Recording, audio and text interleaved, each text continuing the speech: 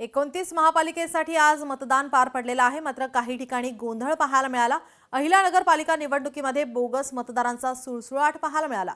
प्रभाग क्रमांक 3 मध्ये शिवसेना उमेदवारांनी 50 बोगस मतदान कार्ड पकडलेत। मतदान प्रक्रियेमध्ये दबाव सुरू असल्याचा उमेदवार यांच्याकडून आरोप करण्यात आलाय। या ठिकाणची मतदान बंद करा अशी घोषणाबाजी कार्यकर्त्यांनी केली। मतदान केंद्राबाहेर कार्यकर्त्यांनी गोंधळ घातला।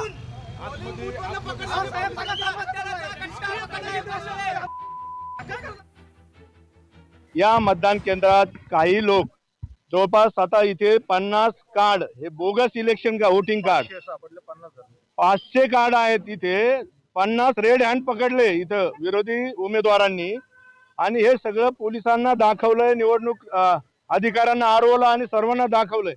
मात्र संबंधित 2 लोक फक्त तिथून बाहेर घेऊन गेलेत। कुठली कारवाई नाही, याचा रेकॉर्ड नाही, कुठला पंचनामा नाही। इतकं बोगस 400 500 मतदान जर बोगस होणार असेल, आमच्या उमेदवारांनी शिवसेनेच्या उमेदवारांनी ते रेड हँड पकडले आणि याचं सगळं व्हिडिओ शूटिंग आहे।